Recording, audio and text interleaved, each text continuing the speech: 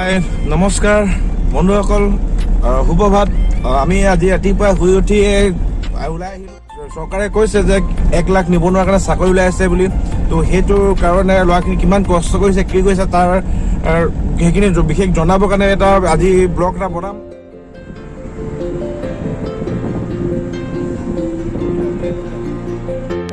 নমস্কাৰ, সুপ্ৰভাত। আজি আমাৰ দা আছাম চেনেলত এটা নতুন ব্লগলৈ আপোনালোকক স্বাগতম জনাইছোঁ। দা আছামৰ সম্পূৰ্ণ টীম আছে, পাছফালে দীপাংকৰে কেমেৰা কৰি আছে। ইয়াতে আমি উপস্থিত হৈছোঁহি।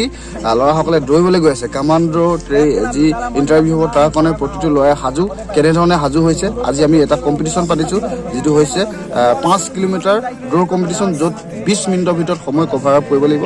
আৰু তাৰ 10টা ৰেংকিঙৰ যি থাকিব 1 নম্বৰ পৰা 10 নম্বৰলৈকে, সেইকেইটাকে আমি ধাৰ্য কৰিম, বাকীখিনি ৰিজেক্টেড বুলি ধৰিম। চাওঁ ফাৰ্ষ্ট 10টা কোন কোন হয়, কপাল কি আহক, কোন কোন আছে আমি অকণমান কথা পাতিম।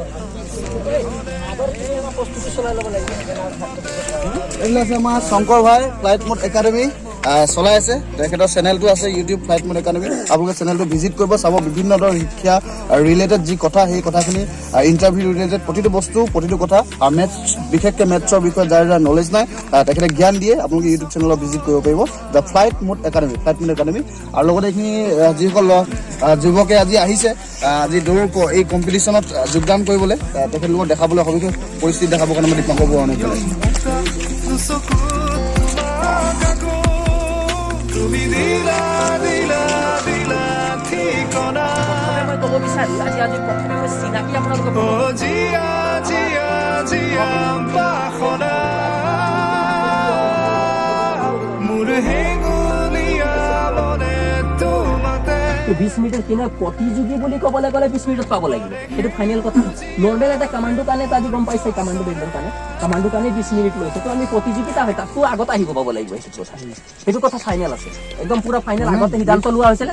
তোমালোকে সেই গাঁথনিটো দেখা নাই যদি, আগৰ পেজটো দেখা নাই যদি, তুমি চাব পাৰা, চেক কৰিব পাৰা। আমি সেইটো সিদ্ধান্ত ফাইনেল।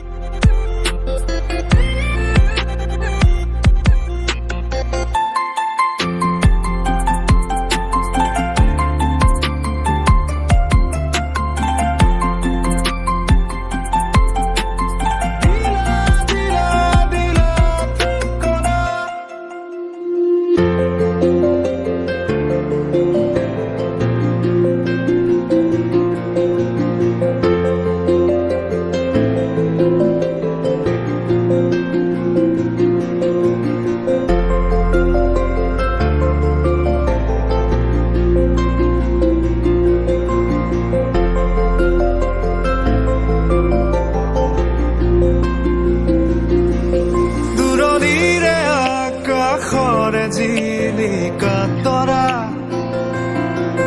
কাষৰতে আহি ৰলেহি মই চমকো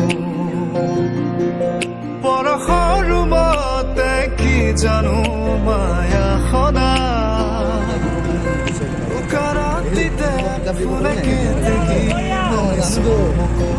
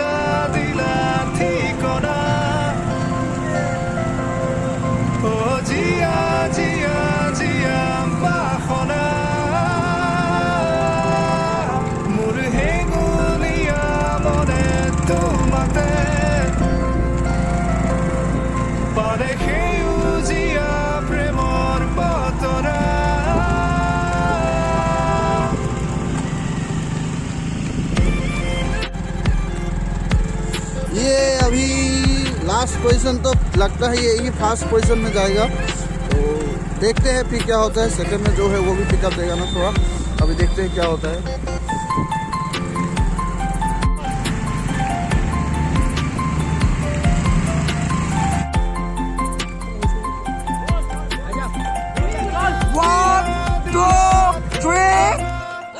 टाइम खत्म हो जाएगी। बोलो रे